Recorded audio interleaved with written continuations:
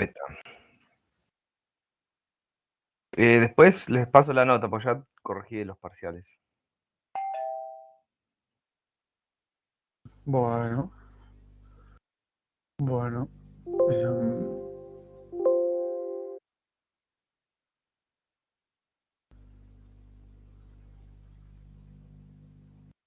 tengo el micrófono prendido. A ver.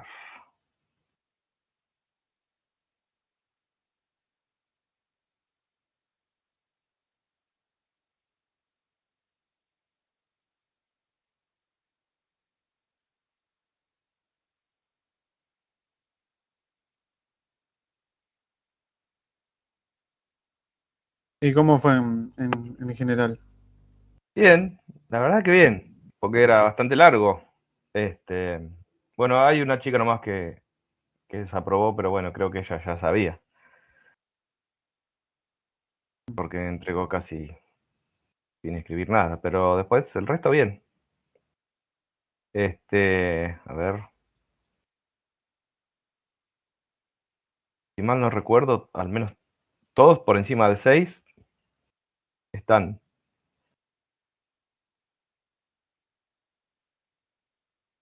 Qué bueno saberlo que estamos, que A estamos ver, bien. sí, sí,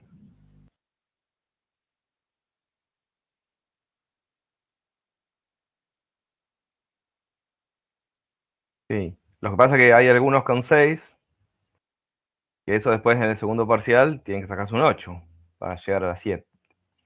Si es que están con las correlativas, ¿no? Pero el segundo parcial es más fácil. El primero es más largo, más difícil, no, con mucho más contenido. El segundo es más llevadero. Por lo menos para estudiar la segunda parte. Bueno, vamos a arrancar. La clase de hoy.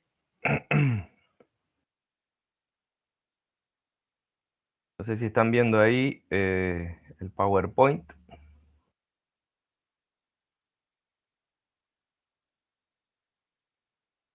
Y estoy viendo. Bien, bueno, La filmera número 1, toxicología química legal. ahí cambió. No cambió. Eh, ¿Qué pasa que no cambia esto? Recuerda, profe, que tenía que agrandar, digamos, tenía que. Sí, ya me acuerdo. Oh, Eh, Vamos a ir por otro lado.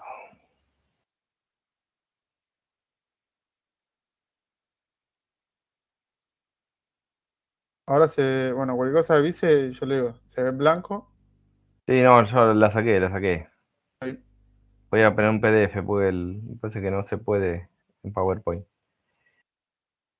Bien,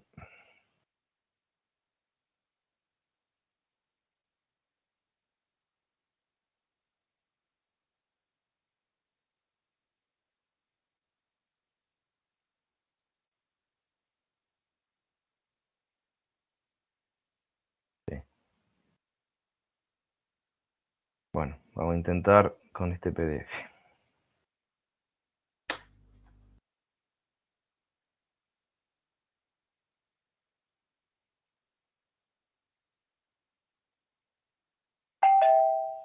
Uah, a ver.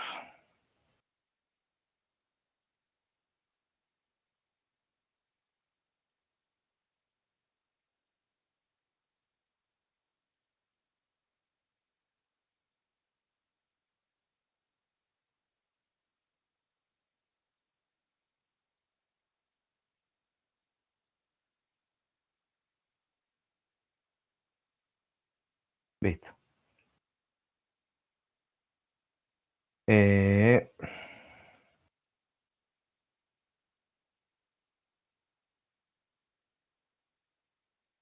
bueno, ahí se ve el PDF que estoy compartiendo, que cambia. Dice, ahí está cambiando. A ver. Ah, Ahora se ve ahí, gris.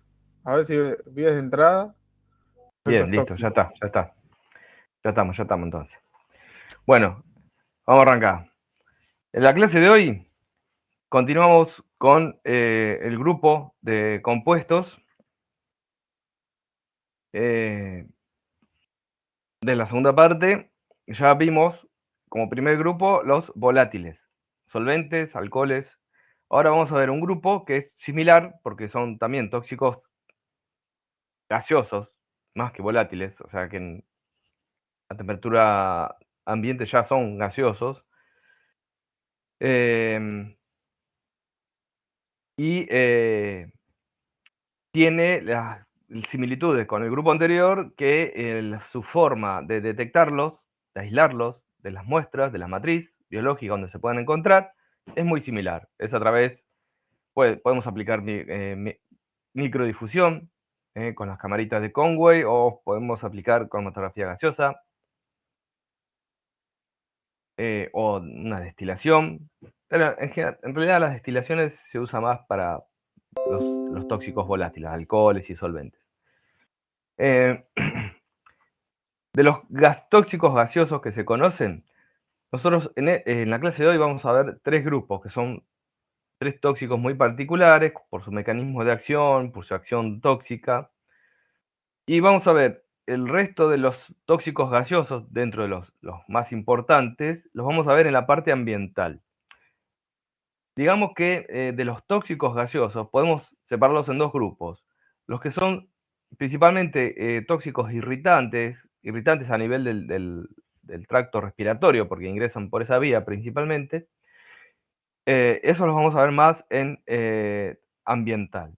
Y hoy vamos a ver tres que de ellos, dos podríamos decir que pueden tener efectos irritantes, uno más que el otro, porque son ácidos. Pero el otro, que es el monóxido de carbono, no tiene efecto irritante, sino que su principal mecanismo de acción es habiendo ingresado. Los otros dos que vamos a ver hoy también tienen mecanismos de acción particulares, además del irritante, que se dan habiéndose absorbido, que tienen, bueno, una acción molecular muy particular que vamos a ver cuál es. Vamos a arrancar entonces con el sulfuro de hidrógeno. Vamos a ver tres. Sulfuro de hidrógeno, cianuro o cianhídrico y monóxido de carbono. De los tres, hay dos que ya los han visto en otras materias, el monóxido de carbono y el cianuro, sobre todo por su acción molecular, a nivel molecular.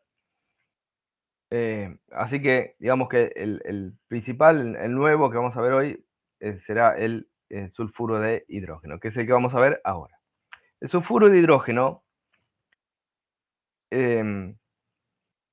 es un ácido también, cuando se disuelve en agua, es un ácido medianamente fuerte, y por ser ácido, bueno, tiene sus efectos irritantes, que vamos a hablar después, pero tiene una particularidad.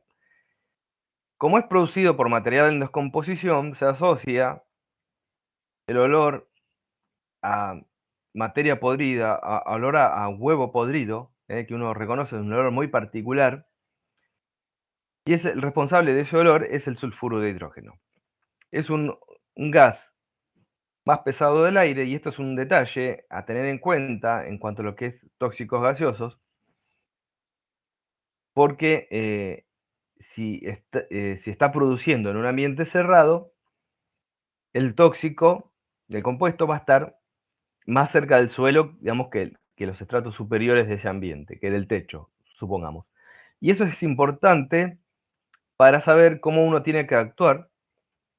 Por ejemplo, si uno está yendo a rescatar a una persona. Y vamos a ver en qué situaciones se pueden dar esa situación, esa condición. Entonces, el sulfuro de hidrógeno es un gas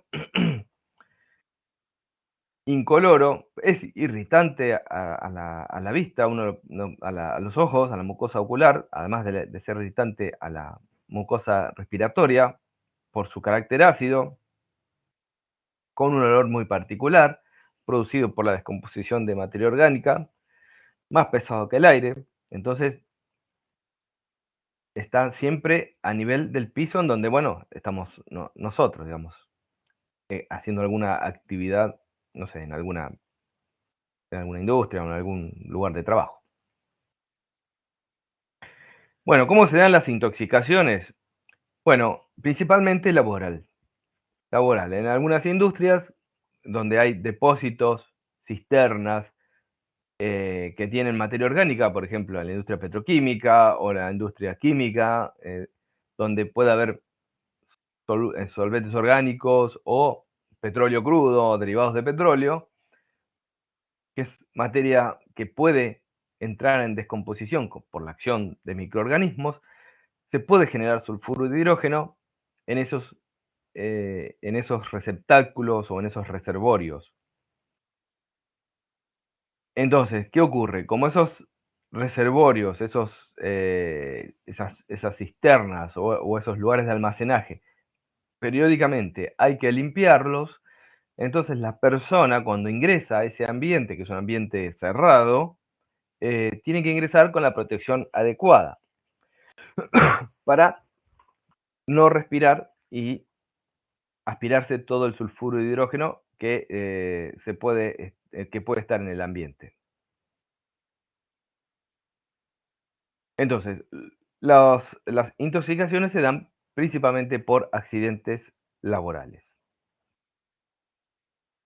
Bueno, la vía de entrada, por supuesto, principal es la respiratoria, pero también se puede absorber por vía cutánea.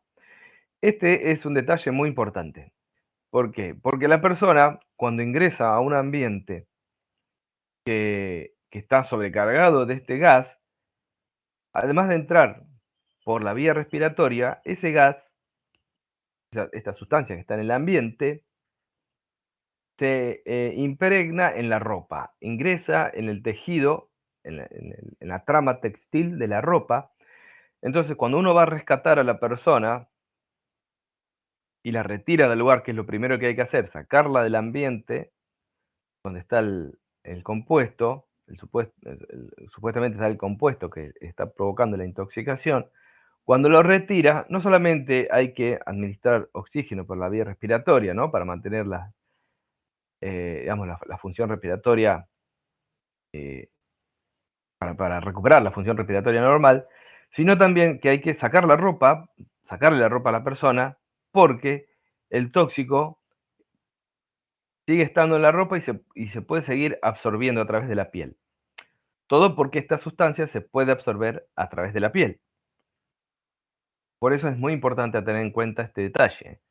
No es un detalle menor, que se pueda absorber por la piel, porque eso implica las maniobras que yo voy a hacer cuando vaya a rescatarlo. Bueno, como dijimos, es un gas irritante porque tiene carácter ácido, tiene efecto inhibidor sobre el sistema nervioso central. Este efecto es muy importante porque pasando cierta concentración en el aire, como tiene efecto inhibidor sobre la parte olfatoria, sobre la percepción olfatoria, entonces yo dejo de percibir el olor a podrido, el olor a que tiene ese característico, ese gas, entonces pierdo una señal de alarma. El hecho de que tenga olor es desagradable, este gas, es algo bueno porque me permite a mí detectar que en el ambiente hay presencia de ese gas. Entonces empiezo, ventilo, abro todas las ventilaciones y me voy. Pero como es inhibidor, pasando ciertas concentraciones no lo puedo detectar. Su efecto principal es inhibición de la citocromo oxidasa. O sea, interfiere en la cadena respiratoria celular. Además, un detalle que, bueno, empeora la situación es la formación de sulfohemoglobina que, o sea, inhibe cierto porcentaje de la hemoglobina para el transporte de oxígeno, pero no es el principal, digamos, efecto en cuanto a su riesgo. El principal es su efecto inhibidor de la cadena respiratoria celular. Bueno, como dijimos que sus efectos dependen de los niveles que pueda haber en el ambiente, en función de la cantidad, uno puede percibir diferentes efectos. Esto también lo vamos a ver con los otros gases. Con una cantidad mínima entre 0,03 y 0,02 partes por millón en el ambiente, en muy poca, ya se percibe el olor.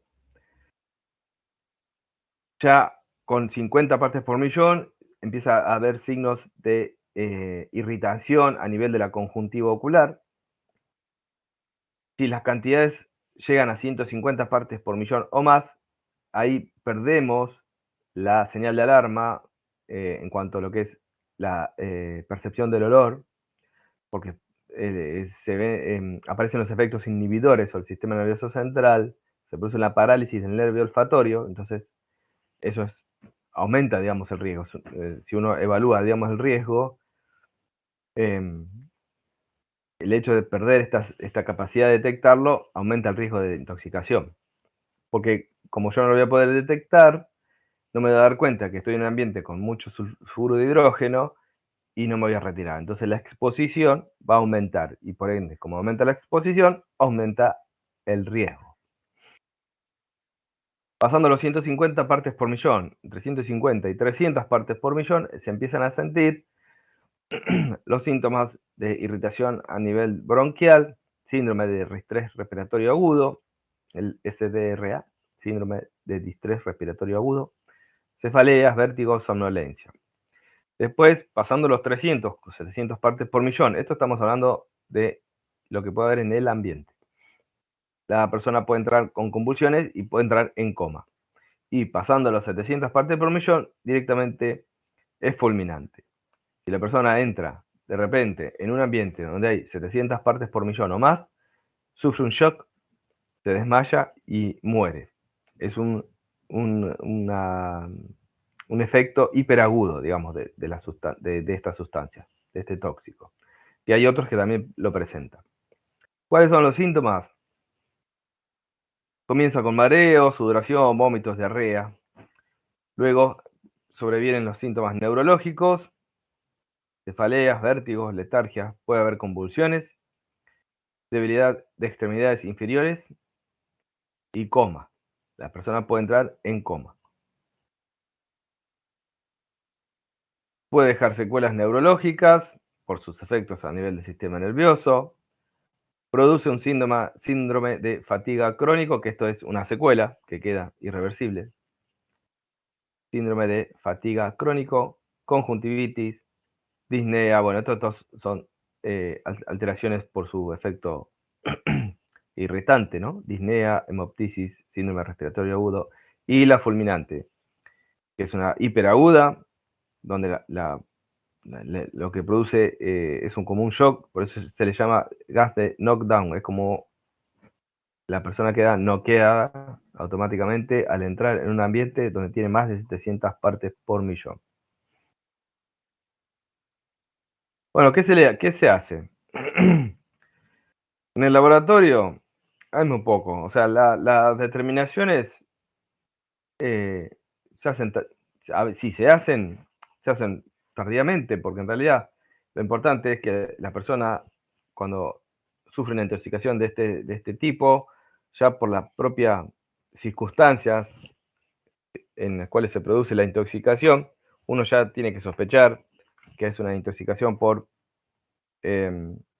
sulfuro de hidrógeno. Se puede hacer una determinación de tiosulfato, que bueno, en función de la cantidad que pueda tener en microgramos por mililitro, el pronóstico, si tiene 103 miligramos o menos, microgramos, perdón, 1,3 microgramos por mililitro, tiene posibilidad de recuperarse. Si tiene 2, puede quedar lesiones neurológicas severas, y si tiene más de 12, la persona seguramente no sobrevive, pero es raro que se hagan estas determinaciones con el objetivo de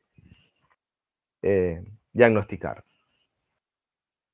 ya el diagnóstico ya sobreviene por las circunstancias de la intoxicación, del accidente, porque en general son situaciones agudas de accidentes. En realidad, bueno, hay un artículo que está en el campus para leer, todavía no deben tener habilitada la actividad, de un caso de una persona que, bueno, inicia acciones legales contra una empresa donde trabajaba, porque, bueno, aparentemente la persona estuvo expuesta a mínimas cantidades de sulfuro de hidrógeno durante mucho tiempo y, bueno, terminó con lesiones irreversibles, o sea, terminó con lo que se llama el síndrome de fatiga crónica, producto de haber estado expuesto durante mucho tiempo a cantidades de sulfuro de hidrógeno, que era, bueno, una situación donde la persona trabajaba en un ambiente donde pasaba una cañería que transportaba agua de lavado, de depósitos de sustancias orgánicas, solventes, y bueno, ese agua de lavado que circulaba arrastraba sulfuro de hidrógeno que se producía en la descomposición de esa materia orgánica, y bueno, como tenía una fuga, una pérdida de esa cañería, en el ambiente donde trabajaba la persona, había liberaciones pequeñas diariamente de sulfuro de hidrógeno, y bueno, esa persona estaba todo el tiempo expuesta a cantidades mínimas, que si es durante una semana no pasa nada, pero si es durante 6 meses, 1 año, 2 años, ahí ya la cosa cambia. Bueno, ¿cómo es el tratamiento? Bueno, nosotros siempre, como siempre les digo, siempre vamos a ver cómo es el tratamiento, eh, más que nada para interpretar por qué se usan algunos antídotos asociados a su mecanismo de acción y cómo lo podemos asociar al mecanismo de acción de la sustancia. Por supuesto, en el lugar de rescate, en general, es lo que ocurre, la persona se intoxica, se desmaya al ingresar a la cisterna donde va a trabajar, a limpiar. Primero hay que retirar a la persona y, por supuesto, si hablamos de maniobras de retirar a una persona, la persona que retira, el socorrista, tiene que ir con la protección adecuada, si no vamos a tener 2 intoxicados. El paciente, digamos, y la persona que lo va a rescatar. Inducir a una metahemoglobinemia con nitrito de amilo o nitrito sódico, que, bueno, compite con el sulfuro, lo libera de la citocromo oxidasa para formarse sulfometahemoglobina. Además, acá, no sé por qué, así, acá. Aumentar la oxigenación para mantener las vías, la función respiratoria normal, oxígeno a altas concentraciones, decontaminación ocular por sus efectos irritantes, retirar la ropa, lo que les dije anteriormente. ¿Por qué? Porque el sulfuro de hidrógeno se absorbe por piel. Entonces, si una persona estuvo en un ambiente con mucha cantidad de sulfuro de hidrógeno, lo que hay que hacer es sacar la ropa porque puede haber sulfuro de hidrógeno en la tela de la ropa. Y lavar piel y mucosas con agua y jabón. Tratamiento, bueno, para insuficiencia respiratoria aguda, ¿no? Que la persona, por lo que está pasando. Broncodilatadores, corticoterapia y control de la ventilación con oxígeno a alto flujo. Es decir, cuando hay una situación de compromiso de las vías aéreas, esta es un tratamiento de rutina, no importa el tóxico responsable. Es un tratamiento para mantener las vías aéreas o las funciones vitales normales. Esto se hace de rutina cuando una persona presenta, por ejemplo, una función vital comprometida, ya sea una respiratoria o cardíaca o nerviosa o renal. Hay maniobras que son independientes del tóxico. Si es que hay un tóxico, son independientes. Hay maniobras que se hacen, digamos, con un criterio universal, ¿no? Para mantener las funciones vitales. Es lo primero que hay que hacer cuando hay una intoxicación aguda. Lo primero es mantener las funciones vitales. Después, a su vez, tomar muestras para confirmar el diagnóstico, si es que es una intoxicación, y igual esto lo vamos a ver al final. Pasando la primera barrera, que es el mantener las funciones vitales de la persona, el tratamiento específico, médico específico. Que eso puede implicar el uso de antídotos, sabiendo ya los resultados del laboratorio o no. Bueno, eso es todo lo que vamos a hablar de sulfuro de hidrógeno. Vamos a pasar ahora a un conocido nuestro, que es el monóxido de carbono. El monóxido de carbono es un tóxico muy, muy importante desde el punto de vista toxicológico. Debe ser, bueno, por supuesto, de los tres que vamos a ver hoy, es que el más intoxicaciones, más frecuentemente intoxicaciones produce. Es un tóxico universal, es independiente, digamos, de las costumbres y las culturas, porque es un tóxico que se produce por combustión incompleta. A veces está asociado con situaciones precarias, personas que por ahí tienen formas de calefaccionarse durante el invierno con braseros o con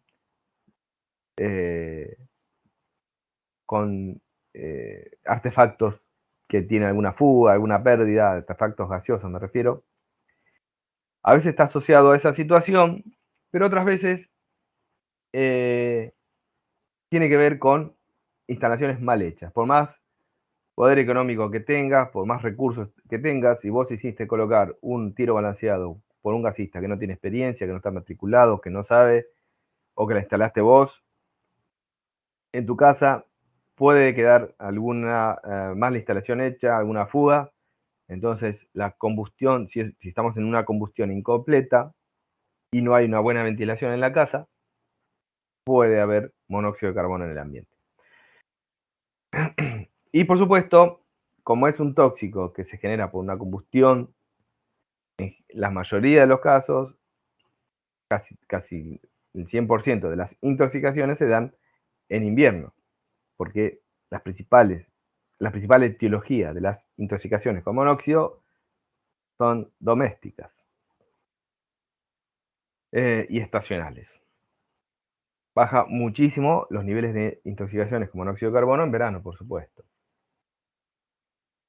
Es un gas incoloro, inoloro y no irritante. Eso es lo peor, porque no hay forma de detectarlo. No es como el sulfuro de hidrógeno que tiene un olor a huevo podrido. Acá no hay forma de detectar si hay monóxido de carbono en el ambiente, salvo por la sintomatología que puede producir, y si una persona no tiene conocimiento, se puede confundir con síntomas de cansancio que vamos a ver. Tiene una ventaja con respecto al sulfuro de hidrógeno, que es menos denso que el aire, entonces en un ambiente va a estar en la parte superior. Por ejemplo, si estamos dentro de una casa que se está incendiando, si queremos salir, hay que salir agachado, arrastrándose, porque si uno va parado, corriendo, caminando, además que hace más calor en los estratos superiores de ese ambiente, está todo el monóxido en los estratos superiores. Entonces hay que ir agachado. Y como decía, es un gas que se produce por combustión incompleta. O sea, si el artefacto doméstico anduviese bien, quema bien, no va a haber monóxido de carbono. Pero hay maniobras que se pueden hacer, hay modificaciones edilicias que se pueden hacer, poner más ventanas de ventilación, rejillas de ventilación, para que si eventualmente hay monóxido de carbono en el ambiente, se pueda ir por la ventilación. También se producen incendios, eso es inevitable, en el humo de cigarrillo, bueno, en procesos industriales, los combustibles también.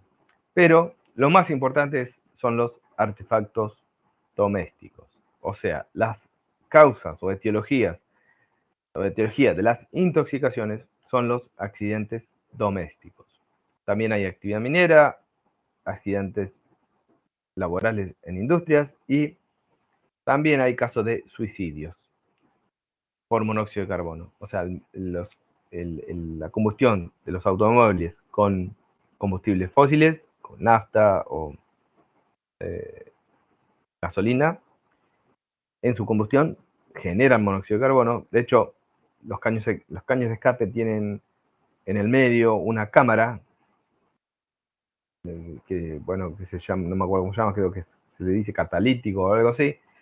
Bueno, que tiene unas rejillas que tienen paladio, creo, y que retienen el monóxido. O sea, para que el monóxido liberado al medio ambiente sea la mínima cantidad. De hecho, cuando uno va a hacer la BTV de los autos, en la escaña escape ponen un detector para ver si el auto está quemando bien, si cuánto monóxido de carbono está librando el medio ambiente. Bueno, entonces las personas son los menos los casos de suicidio, pero bueno, como los autos liberan monóxido de carbono, lo que hacen es se encierran en el garage con el auto prendido y bueno, se quedan ahí.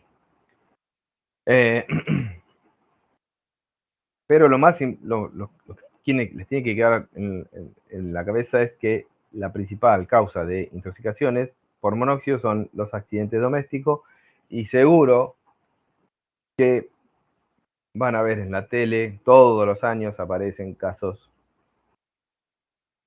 de intoxicaciones de muertes, pues son intoxicaciones graves. Puede haber también casos de intoxicaciones leves, muchas de ellas pueden no ser, digamos, registradas.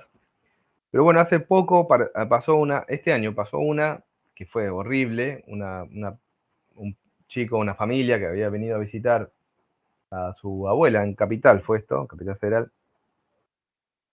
El pibe había venido a visitar a su abuela y la persona le había preparado una habitación, durmieron en la habitación y tenía una estufa y estaba funcionando mal, se murió toda la familia, la abuela, y lo único que quedó sobrevivientes, el bebé, uno de los hijos de la pareja, un bebé que bueno, fue una situación horrible porque, bueno, es muy fácilmente evitable si uno tiene los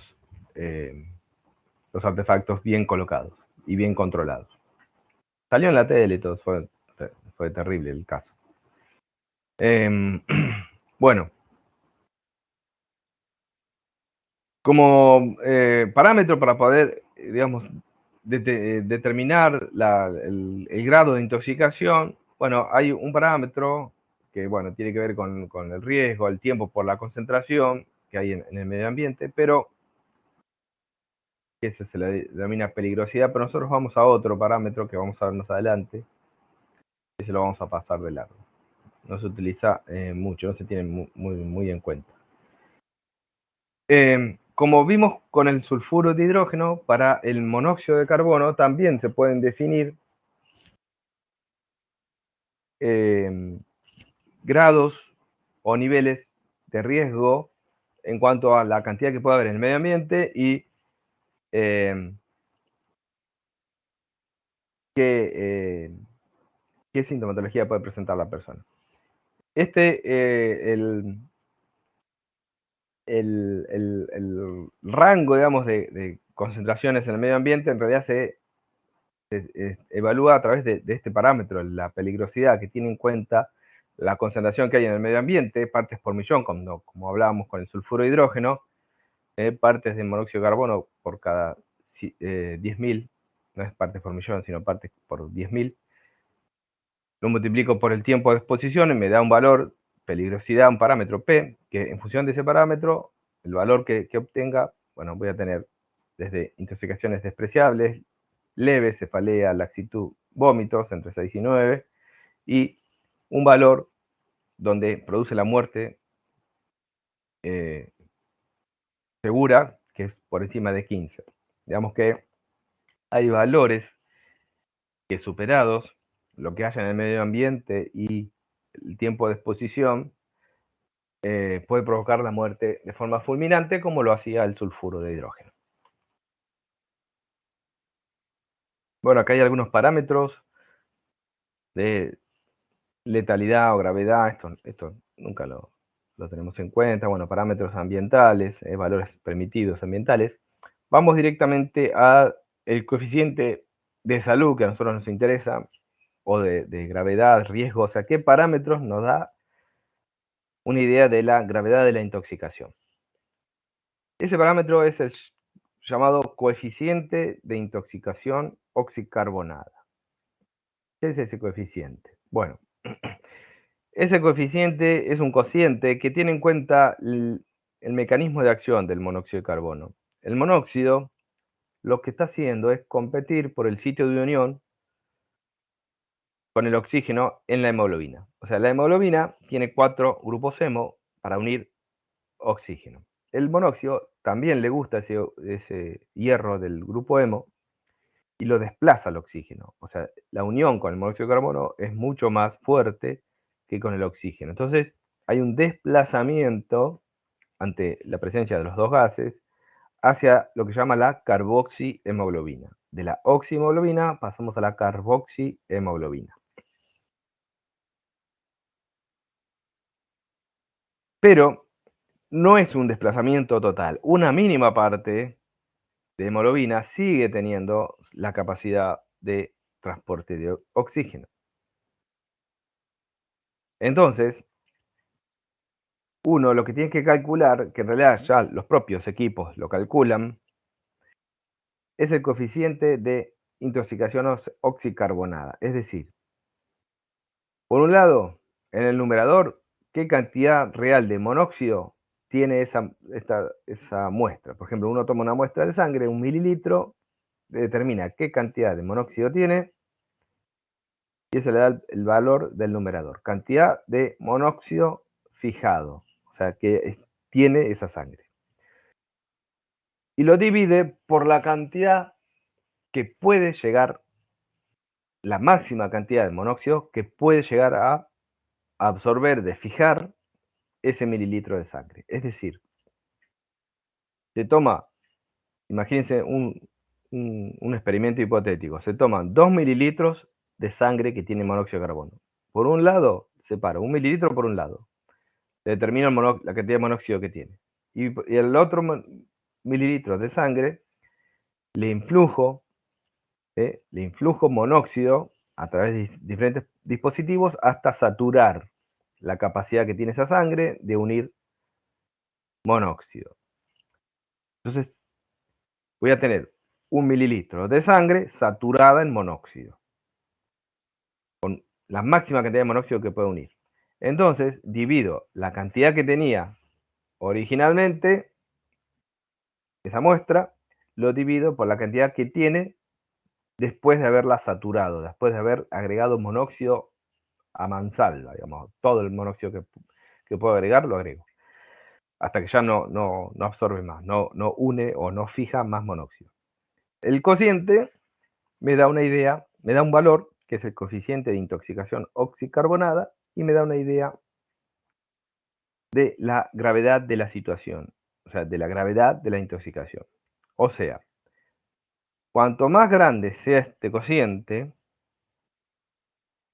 es porque tiene o tiene más monóxido fijado, o tiene menos, si yo miro el denominador, o el valor de abajo, que es todavía el resto que le queda todavía para poder unir oxígeno, es muy bajo.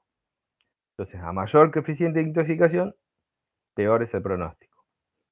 Ya sea porque tiene mucho monóxido de carbono fijado, o porque tiene poco resto, le queda todavía, le queda poco espacio libre, digamos, para unir oxígeno. Tiene poca capacidad de oxigenar esa sangre. Entonces, la cantidad de monóxido que pueda fijar en condiciones de saturación es baja.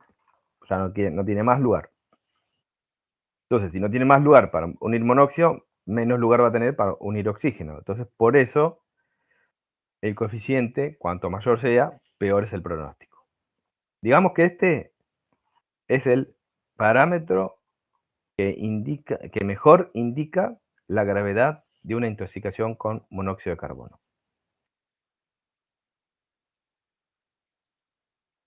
Bueno, estas curvas seguramente las han visto en alguna materia. son las curvas de saturación de hemoglobina. Por ejemplo, esta es la curva de la derecha. Yo tengo, en función de la presión de oxígeno, vamos a tener una saturación que va aumentando a medida que va aumentando la presión de oxígeno. Llega un momento que se hace lineal, y después, por más que yo aumente la presión de oxígeno, va a llegar un punto que está saturada al 100%. Pero hay un rango de linealidad, que es esta forma sigmoidea. ¿Qué va a pasar? Si yo tengo una sangre sin monóxido de carbono, la evolución, digamos, la curva de saturación tiene esta forma de S o forma sigmoidea. Si yo tengo la muestra ya con monóxido de carbono, como tengo, y es más, con un 60% de carboxiemoglobina, entonces, ¿qué va a pasar? Como hay poco espacio para unir oxígeno, con poca cantidad de oxígeno ya se va a saturar. Rápidamente se satura. Por eso la curva se desplaza hacia la derecha y hacia arriba.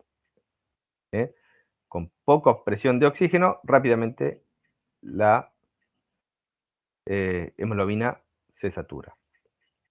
¿Eso es bueno? Y no, porque en realidad yo lo que necesito es que se sature, que no se sature rápidamente, porque eso quiere decir que hay poco oxígeno unido a esa hemoglobina vital que necesito para oxigenar los tejidos. O sea que esa hemoglobina que me queda en sangre tiene poca capacidad para unir oxígeno. Es decir, con poquito de oxígeno ya se satura, ya no puede transportar más.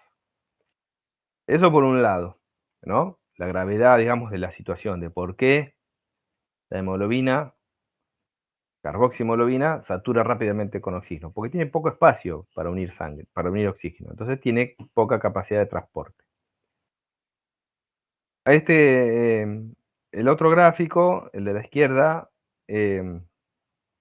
da una idea también de lo mismo, es decir, tenemos distintas curvas con porcentaje de monóxido de carbono 0, y así va aumentando a medida que voy bajando. El oxígeno unido a la hemoglobina, ya directamente en mililitros de oxígeno, en función de la presión de oxígeno, y vamos a ver que siempre, o sea, a medida que va aumentando la cantidad de monóxido unido a la hemoglobina, la cantidad, para una misma presión de oxígeno, la cantidad de oxígeno unido a hemoglobina es menor. Por eso las curvas van bajando. Es más o menos lo que se ve acá. Ahora bien, el mecanismo de acción del monóxido no es solo ocupar el lugar del oxígeno para evitar que el oxígeno se una a la hemoglobina, sino que además, al unirse al grupo hemo, el monóxido produce modificaciones al resto del grupo hemo. Entonces, si hay algún oxígeno unido a los grupos hemos que quedan libres, esas modificaciones hacen que el oxígeno se libere menos eficientemente. ¿Y por qué digo esto? Porque la hemoglobina, cuando llega a los tejidos, tiene que liberar el oxígeno. Si no, ¿qué sentido tiene que lo esté transportando por todo el cuerpo y después cuando llega al músculo donde se necesita, no lo libera? Ese es el efecto, si mal no recuerdo el nombre, Aldane. O sea, cuando la hemoglobina llega a un entorno ácido, que es el músculo trabajando a 1000 por hora, donde se producen los metabolitos ácidos por el metabolismo, necesita oxígeno ese tejido para completar el metabolismo, para terminar de degradar esos ácidos. Si no, ese ácido queda acumulado y es lo que nos duele después cuando hacemos ejercicio y hace 2 años que no hacemos. Bueno, ese ácido que se nos acumula, después, además que el músculo se puede morir si no le llega oxígeno. Entonces, cuando la hemoglobina, cuando los glóbulos rojos pasan por un tejido donde está trabajando a full, ese entorno ácido que hay hace que la hemoglobina libere el oxígeno. Si esa hemoglobina tiene un cambio estructural debido a que hay monóxido, esa liberación no se va a producir tan eficientemente. Entonces, no solo el monóxido ocupa el lugar del oxígeno, sino que además impide que los oxígenos que estén, con suerte, unidos a la hemoglobina, se liberen en el tejido. Entonces produce dos efectos, o sea, son dos las causas del mecanismo de acción, o sea, son dos mecanismos de acción que produce el monóxido. Por un lado, impide que el oxígeno se una. Y por otro lado, impide que el oxígeno que se haya unido se libere. O sea, dos cosas. Después hay otro efecto también a nivel de la cadena respiratoria, pero ese es el menos importante. El más importante es el efecto a nivel de la hemoglobina, que son dos. Y bueno, en función del coeficiente de intoxicación oxicarbonada, también podemos definir un cuadro de gravedad en función de los síntomas que se pueden producir. Por ejemplo, si una persona presenta un índice, un coeficiente de intoxicación oxicarbonada de 0,2, que por ahí lo puede presentar un fumador habitual, los trastornos se pueden ver cuando una persona exige, digamos, a su cuerpo, por ejemplo, en una actividad muscular, ejercicio, exige condiciones de necesidad de oxigenarse más. Entonces ahí pueden aparecer algunos trastornos. Si no, no. Normalmente no se ven con estos niveles de coeficiente de intoxicación oxicarbonada. Con 0,3 ya hay trastornos aún en reposo, con 0,5 pueden haber estados sincopales y coma, con 0,6 puede ser mortal y con 0,8 ya es fulminante. La intoxicación fulminante es rara. En general, las fulminantes ocurren en ambientes industriales, en ambientes, en las intoxicaciones más comunes a niveles domésticos. La evolución de la intoxicación es más gradual, no es así fulminante, pero esta forma fulminante es muy parecida a la que produce el sulfuro de hidrógeno. La persona tiene convulsiones y se muere. Bueno, los síntomas más frecuentes, o sea, las intoxicaciones más frecuentes presentan tres fases de forma gradual, al igual que el sulfuro de hidrógeno. Hay un periodo precomatoso. Bueno, esto sobreviene por la falta de oxígeno, porque la falta de oxígeno, por supuesto, ¿qué se va a ver afectado primero? Bueno, el sistema nervioso. Van a aparecer cefaleas, dolores en la cabeza, con sensación de latidos temporales, calor, náuseas, malestar, vómitos y, por supuesto, debilidad muscular por la falta de oxigenación de los músculos. Esta debilidad muscular, sobre todo en extremidades inferiores, empeora la situación. ¿Por qué? Porque la persona se siente débil. Primero, que eso hace que la persona se confunda con una situación de cansancio. Llega a la casa en invierno, cansado de laburar, porque estuvo caminando mucho tiempo en la calle, llega en la casa cansado, se tira en el sillón a mirar televisión y se queda dormido. Y él se queda dormido porque ni se da cuenta, piensa que es por cansancio, y en realidad puede suceder que se queda dormido porque hay monóxido de carbono en el ambiente. Y en el caso de que se dé cuenta que puede ser por eso, esta sintomatología de debilidad muscular en las extremidades inferiores hace que no tenga fuerzas para salir de ese ambiente o para levantarse, para abrir la ventana, para airear. Por eso es muy importante la concientización de la gente por esta situación, porque aparte no es que le pueda pasar a hogares con bajos recursos, le puede pasar a cualquiera. Uno tiene un tiro balanceado instalado en el comedor, donde tiene la tele para mirar con un sillón, y si ese tiro balanceado está mal instalado o, o tiene muchos años y ya las chimeneas de liberación de los gases de la combustión están oxidadas, entonces puede haber un reflujo de los gases de combustión hacia el interior del, del, la habitación.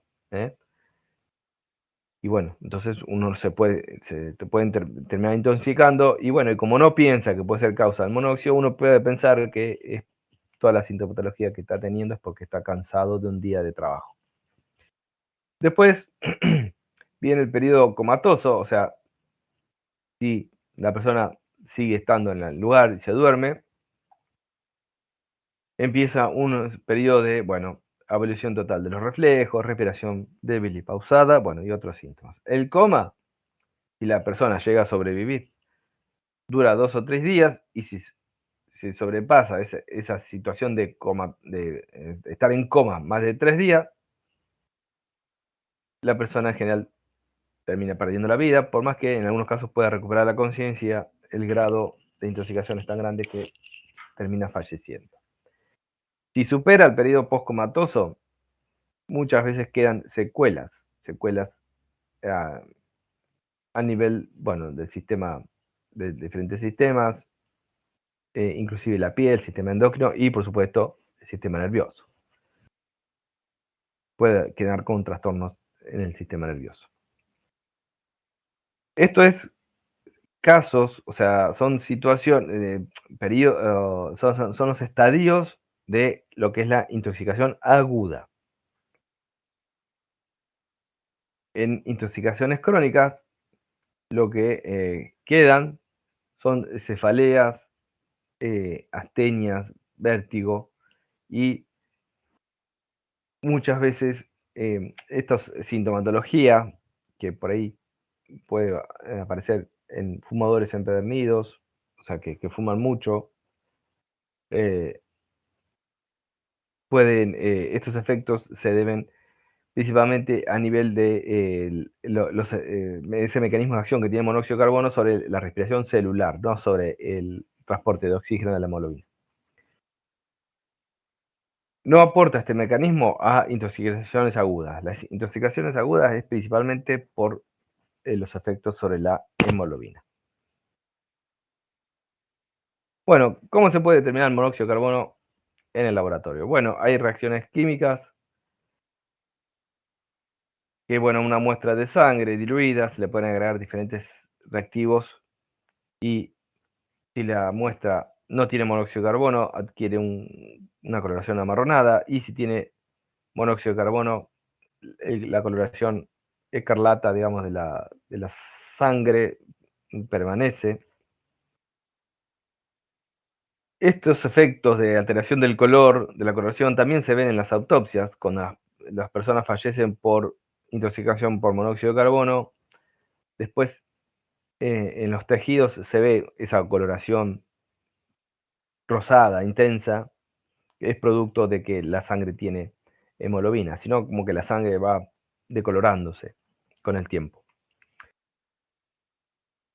Estas reacciones químicas ya hoy en día ya no se hacen, sino que se aprovecha las propiedades espectroscópicas que altera el monóxido, espectroscópicas de la hemoglobina. La hemoglobina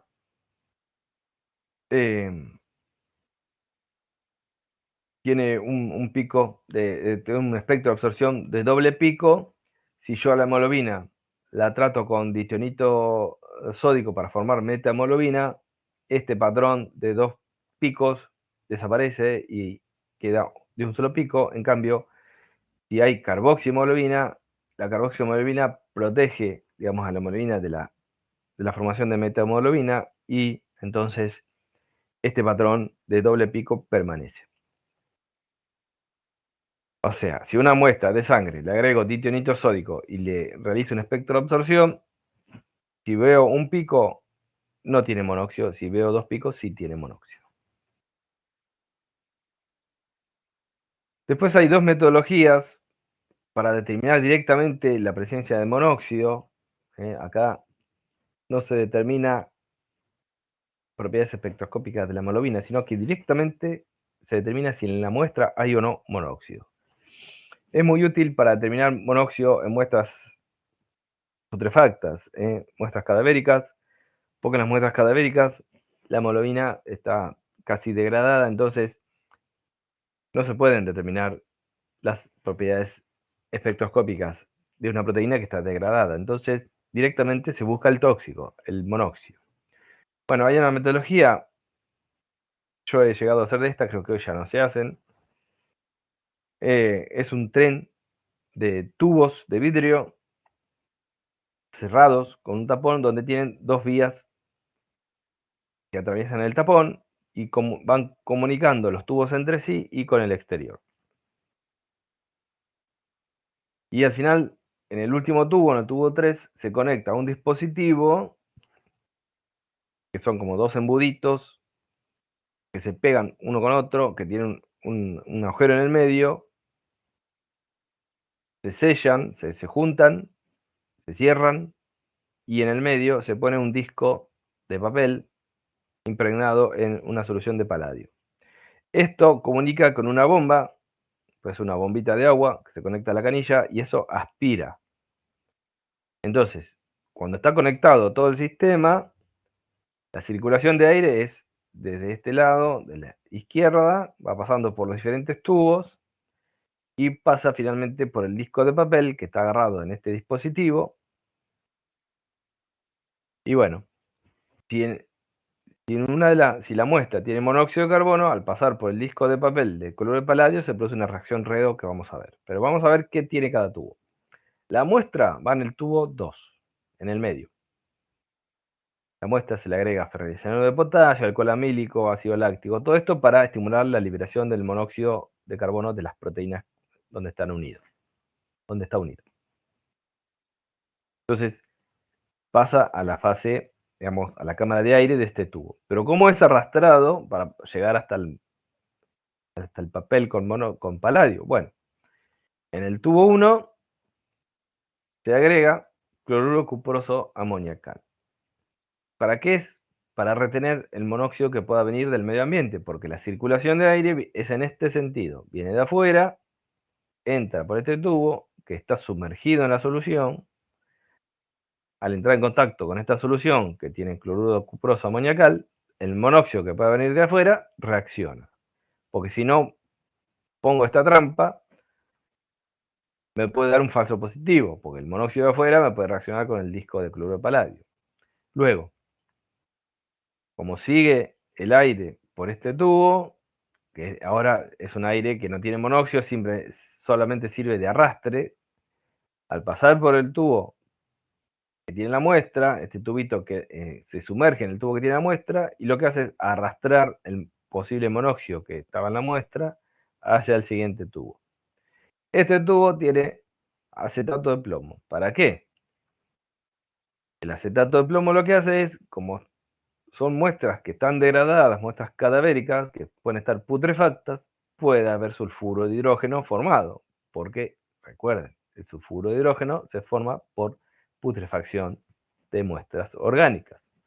Entonces, al pasar por esta solución, el acetato de plomo reacciona con el sulfuro de hidrógeno, porque si no reacciona, si no puedo eliminar el sulfuro de hidrógeno, me puede dar un falso positivo, puede reaccionar con el paladio. Entonces, con este tubo lo que hago es eliminar el sulfuro de hidrógeno que puede interferir.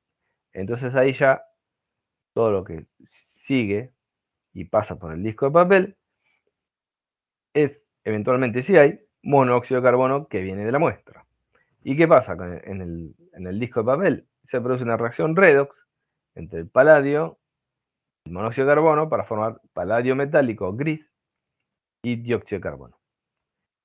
Lo que se forma es un disquito de color gris que es el paladio metálico. Se pueden hacer unas curvas de calibración como para estimar más o menos qué cantidad de monóxido había en la sangre. Es, digamos, un método semi-cuantitativo.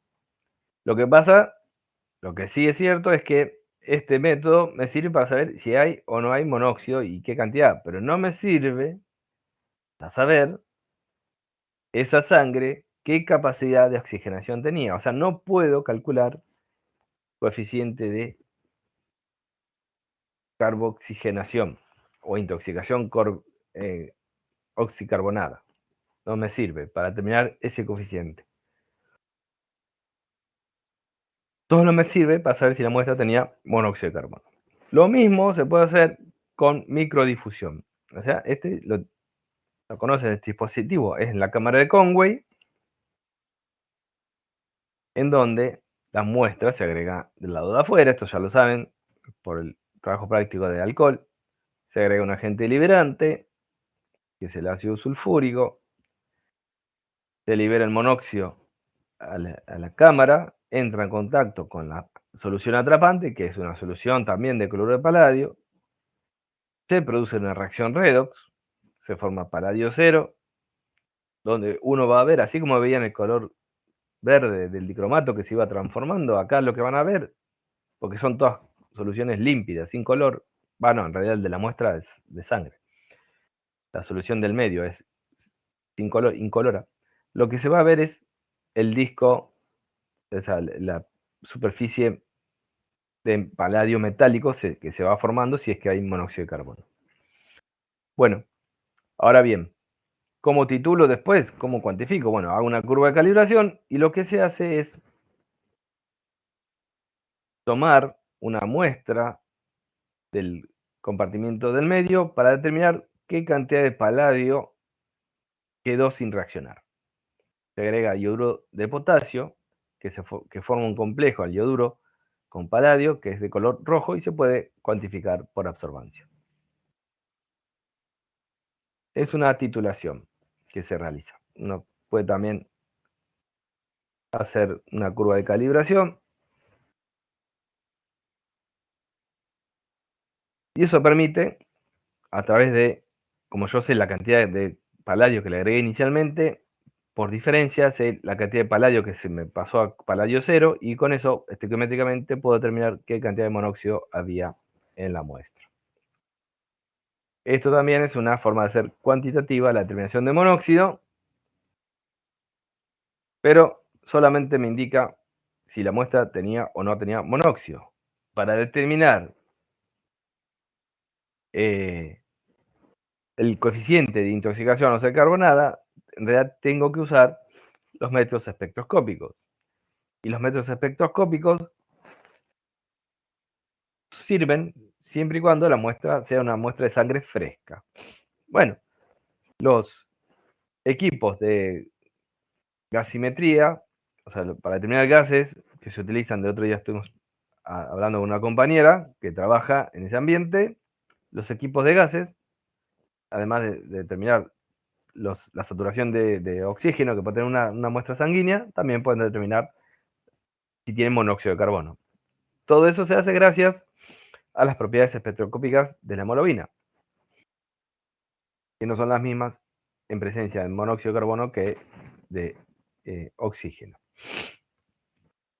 Bueno, y eso lo que hacen los equipos es determinar las absorbancias a diferentes longitudes de onda. Eso automáticamente el equipo lo hace, no vamos a entrar en detalle. Hay equipos especiales para medir monóxido de carbono, se llaman coxímetros.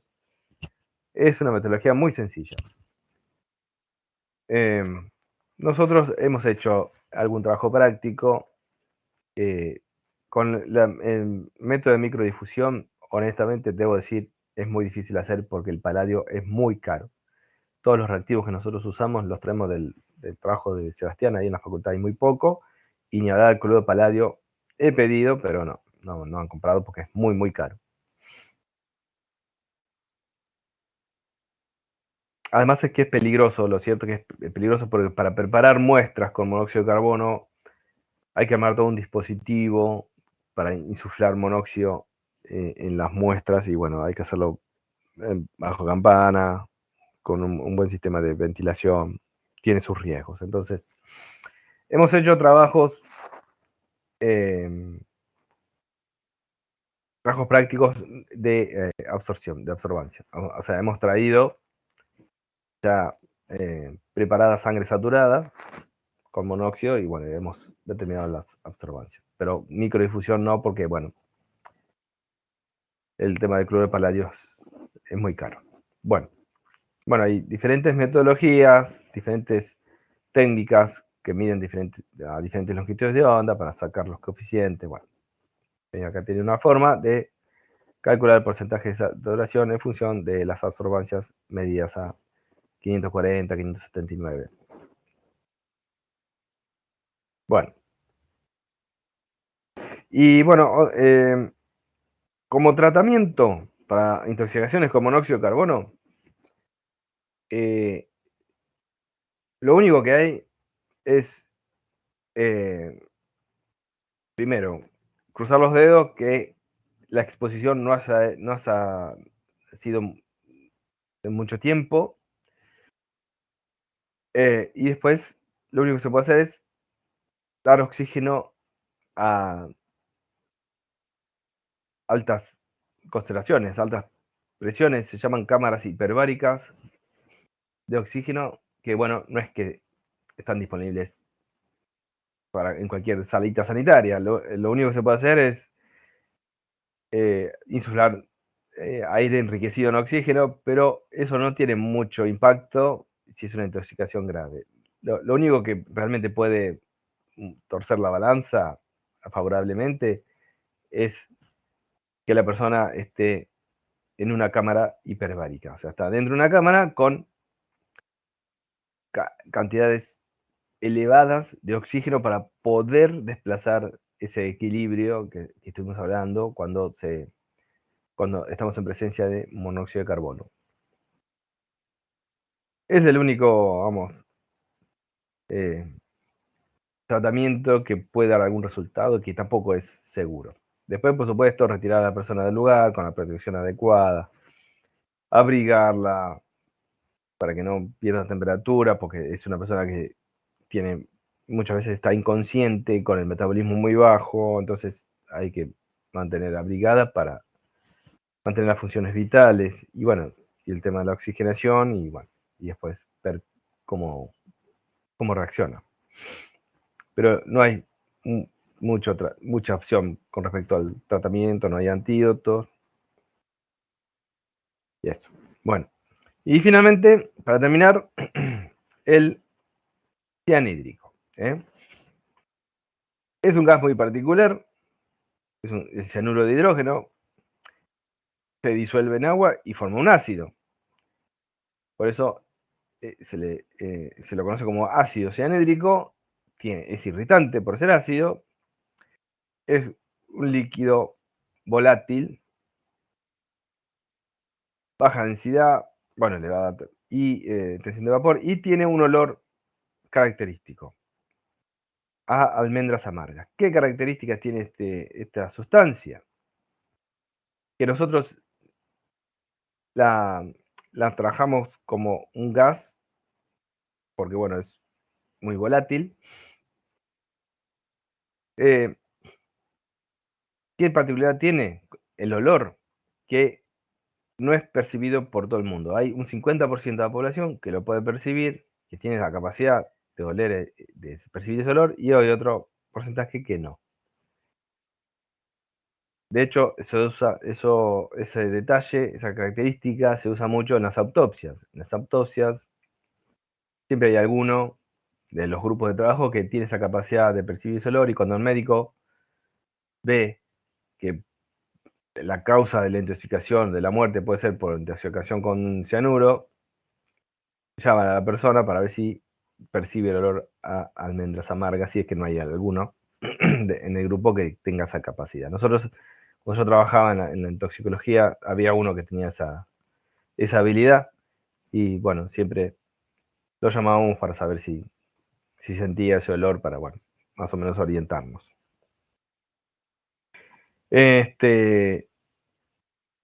Bueno, paradójicamente, las fuentes de intoxicación más frecuentes no es el ácido en sí, sino las sales inorgánicas. Después, con menos frecuencia, y sobre todo acá en Argentina, glucósidos cianogenéticos, que son sustancias que se encuentran en algunos alimentos que pueden generar cianuros por su procesamiento. Pero lo más frecuente es la intoxicación voluntaria por sales inorgánicas. ¿Por qué? ¿Qué es lo que ocurre? Bueno, lo que ocurre, que las causas más frecuentes son los suicidios, lo que ocurre es que la persona ingiere las sales, cianuro de potasio, cianuro de sodio, cuando llegan al estómago, por el pH ácido, se forma el ácido cianhídrico, como es más liposoluble que la propia sal, se absorbe y ahí es donde se produce la intoxicación. Es decir, el tóxico no es el cianuro de potasio, sino el cianhídrico que se forma cuando el cianuro, la sal, cianuro de potasio o de sodio, entra en contacto con el ácido del estómago. Bueno, acá tenemos lo que se llaman glucósidos cianogenéticos. La amigdalina, que es una sustancia, es la que se llama glucósido, en presencia de agua y con una enzima que está en el mismo tejido de las semillas, en general están en semillas de algunas frutas que son consumidas por algunas poblaciones. Acá en Argentina prácticamente no se ve esto. Al macerarse, se desprenden estas sustancias y una enzima, la beta-glucuronidasa, que también está en las semillas, y cuando se entra en contacto, se produce una hidrólisis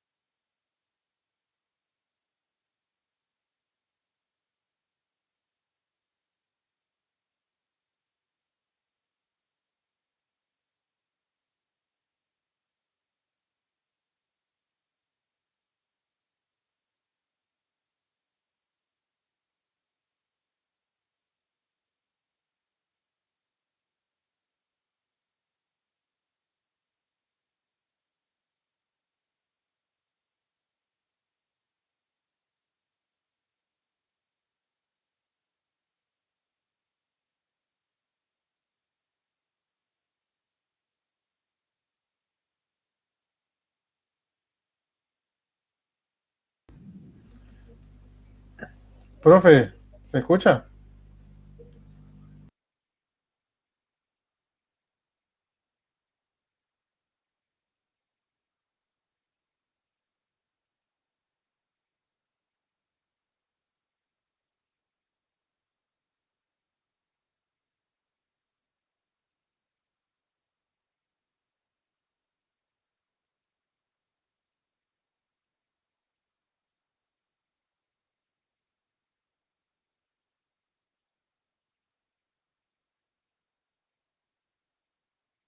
No lo estoy escuchando, profe. Veo que mueve el mouse, pero no lo escucho.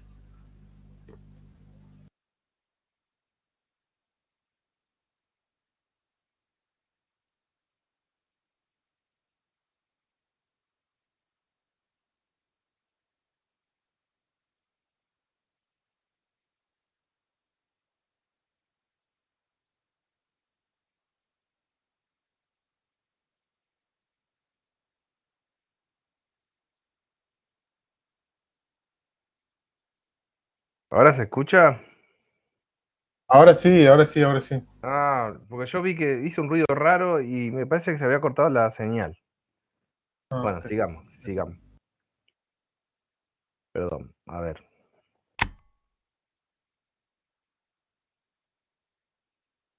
Igual ya faltaba poquito. No, les decía, los cianuros, creo que quedamos acá, los glucósidos cianogenéticos. Esto, acá en Argentina, esto acá en Argentina no se ve esto, porque es más que nada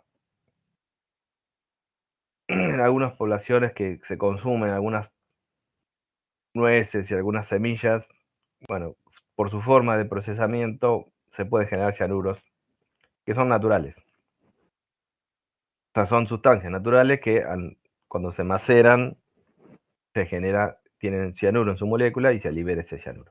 Pero la causa más frecuente de intoxicaciones es por intenciones de suicidio. O sea, la persona tiene acceso a sales de cianuro, sobre todo gente que se dedica a la industria química o docentes de toxicología que tienen acceso a cianuros, sales de cianuro, pueden terminar en esta situación. Yo por ahora descarto esta posibilidad. Pero tuve un ayudante, me acuerdo, una vez cuando cursé una materia, introducción a la química, que es muy parecida a la que ustedes tienen, Química 1. Tuve un ayudante que después de un tiempo, cuando yo ya me había recibido, me enteré que se había suicidado consumiendo cianuro acá en La Plata. O sea, son personas que tienen acceso a estas sustancias. Y los cianuros, lo que sucede es las sales que, bueno, las personas al ingerirlas llegan al estómago y con el pH del estómago se forma el ácido cianhídrico, se absorbe y ahí se produce la intoxicación. También se puede producir por intoxicaciones alimentarias, por incendios o accidentes laborales, pero lo más frecuente es por suicidios. Para el cianuro se pueden definir dosis tóxicas, rangos, entre 100 y 200 miligramos por vía oral, puede ser mortal en una hora. Hay dosis tóxicas de cianuros en el ambiente, en partes por millón, letales, ¿no? Y bueno, y también hay límites permitidos. Bueno, las sales de cianuro se usan en la industria química para síntesis, o sea que también pueden generarse en un ambiente laboral, cianhídrico. Bueno, ¿cuál es el mecanismo de acción? Bueno, algo parecido a lo que hace el sulfuro de hidrógeno. Inhibe la citocromo oxidasa de la cadena respiratoria por su afinidad por el hierro más 3, entonces inhiben la respiración celular. Además, como es un ácido, también produce irritaciones, que en general es a nivel de la mucosa gastrointestinal porque es la vía de entrada. O sea, ejerce una acción local cáustica. Bueno, tiene un metabolismo, ya hemos hablado en la clase anterior. Hay una enzima que transforma el cianuro en tiocianato, necesita tiosulfato como sustrato, por eso uno de los tratamientos es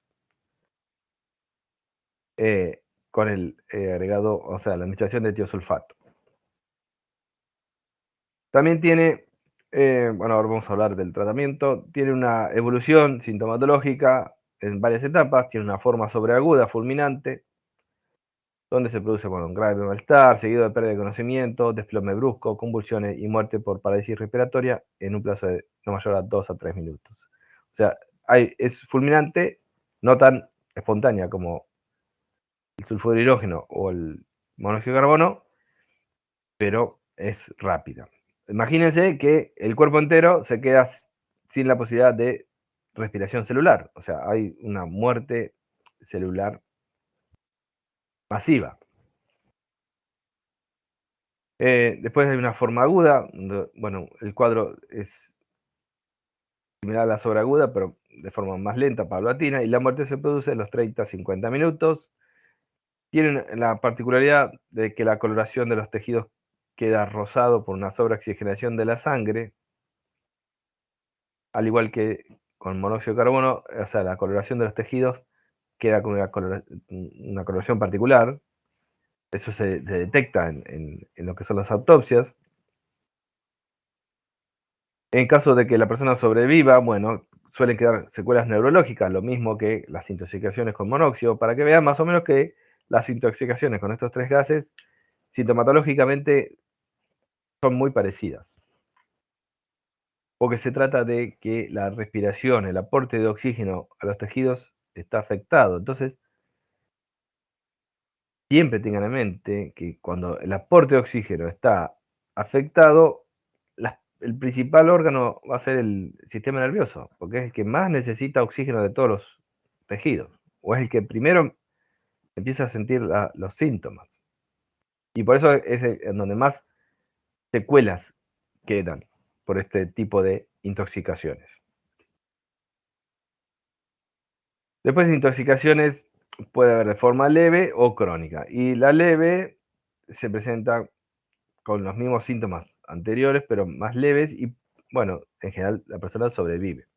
Cefaleas, vértigos, sensación de debilidad, respiración difícil oprimida, bueno, causa de que las células no pueden respirar, su metabolismo respiratorio no funciona.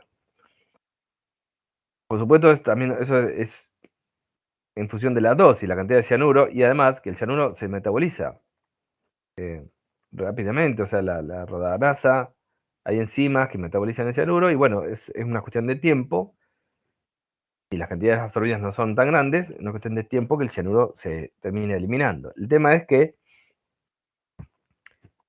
la cantidad no sea tan grande, o primero que la persona fallezca, y si no, que no sea tan grande que la falta de oxígeno sea durante mucho tiempo, entonces el cerebro termine sufriendo lesiones irreversibles. Y después las intoxicaciones crónicas, que bueno, son muy similares a las intoxicaciones con monóxido, que bueno, suele aparecer en trabajadores, con cefaleas crónicas, faringitis, elevación abundante, vértigos, trastornos en la marcha, bueno, son sintomatologías neurológicas, secuelas neurológicas, que, bueno, la persona puede hacerse irreversible si, bueno, si la exposición es durante mucho tiempo.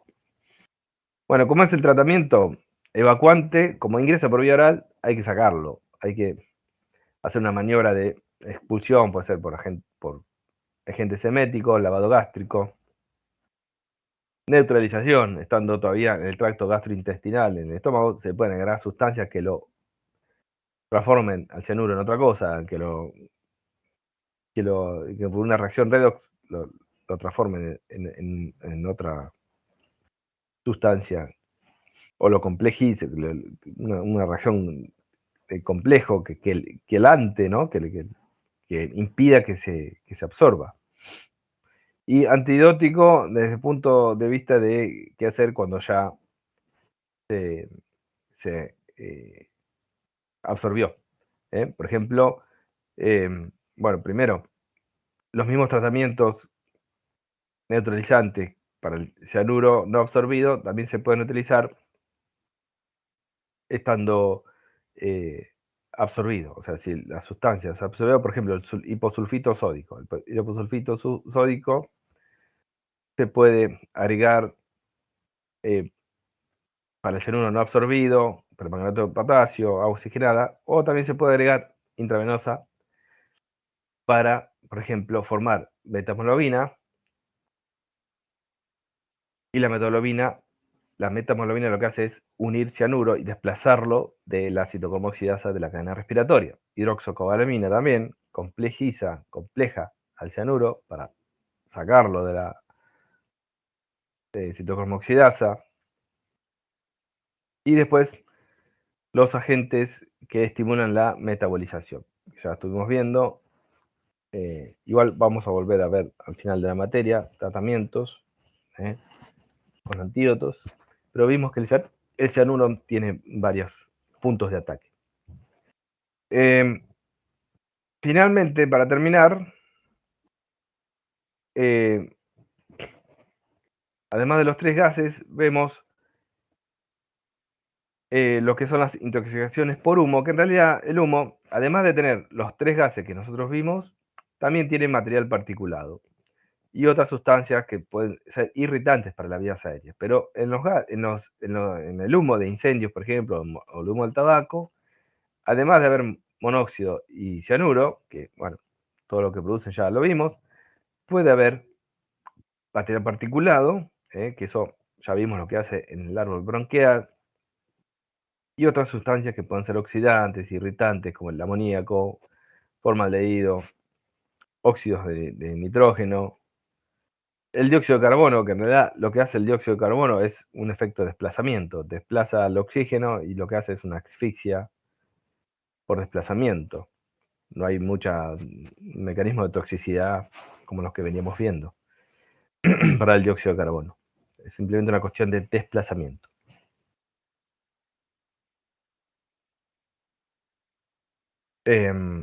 Bueno, esto es lo que es intoxicaciones por humo, que son intoxicaciones por mezclas más que nada. No hay una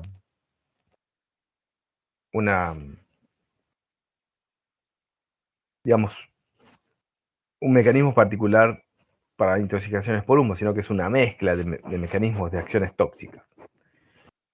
O sea que es multifactorial. Tanto en humos de incendio como en humos de cigarrillo. Acá tenemos el cigarrillo, todo lo que tiene, además del cianuro, el monóxido de carbono, que no sé por dónde anda por acá, pero después tiene un montón de sustancias que vienen o del material vegetal, plaguicidas, como el DDT, y otros plaguicidas utilizados, metales como arsénico, cadmio, todas estas cosas se han encontrado en el cigarrillo. O sea, vienen tanto del material vegetal que forma el tabaco, como todos los procesos industriales. Todo esto ingresa por el árbol bronquial. Además de tener la nicotina, que es la que hace que las personas se vuelvan adictas al consumo de cigarrillo. Después tienen todas estas sustancias, entre ellas, y lo ponemos acá como ejemplo porque tenemos el cianuro, el monóxido de carbono, que vemos, y además tiene algunos metales como particularidad del tema, que bueno, eso lo vamos a ver el jueves. Cuando tengamos el trabajo práctico de metales. Entonces, en resumen, nos queda ver, y volviendo al humo, ya vimos como gases, monóxido de carbono, cianhídrico y sulfídrico. Vimos que en el humo también hay material particulado y nos va a quedar ver más detalle de los óxidos de nitrógeno y otros gases irritantes que los vamos a ver en ambiental. Ahí también vamos a volver a ver todos los fenómenos naturales que producen humo, bueno, y que pueden producir daños en las personas, en el sistema respiratorio. Y bueno, y el consumo de cigarrillo, por supuesto. Todo lo que son manifestaciones clínicas y sintomatológicas por la intoxicación por humo de incendio, además de las secuelas por el calor que uno recibe. Después tenemos todo lo que es la sintomatología producto de intoxicaciones con monóxido de carbono, con el cianhídrico que se puedan formar por que se queman algunos materiales. Por supuesto, por la asfixia que produce la presencia de dióxido de carbono y otras sustancias irritantes de las vías aéreas que se producen en los incendios, material particulado, etc. Pero bueno, el punto de la clase de hoy está más focalizado en los tres gases que vimos al principio: monóxido de carbono, cianhídrico y sulfídrico. Y bueno, acá tienen algunos ejemplos. Esto lo doy más que nada para las personas que fuman sean conscientes de lo que están aspirando, ¿no? Cuando fuman un cigarrillo. Bueno, eso es todo, chicos, por hoy. Yo en una época fumaba. Cuando cursé toxicología,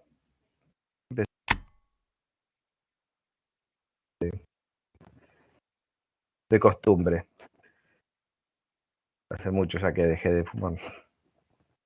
Cada tanto por ahí alguno de clavo, pero no, pero ya no. Por suerte. Bueno, chicos, Dejamos por hoy. Hoy la clase de hoy es cortita. Sí, después, Bueno, gases, vamos a continuar más adelante, cuando vamos a ambiental. El jueves, ahora en un rato, le subo las notas y me pongo un recordatorio para mandar los certificados que me olvidé mañana. Y el jueves, lleven guardapolvo porque tenemos trabajo práctico de metales. este jueves. Sí, si mal Ah, no bueno, bueno. recuerdo. Sí, sí, creo que sí. A ver, Jueves. creo que sí, que ya este jueves. A ver, déjame chequearlo. Jueves 2. Jueves 2. Sí, el jueves 2, exacto. Trabajo práctico, tóxicos metálicos. Bueno, Bueno, chicos, nos vemos el jueves. gracias, profe. Adiós. Chao, chao.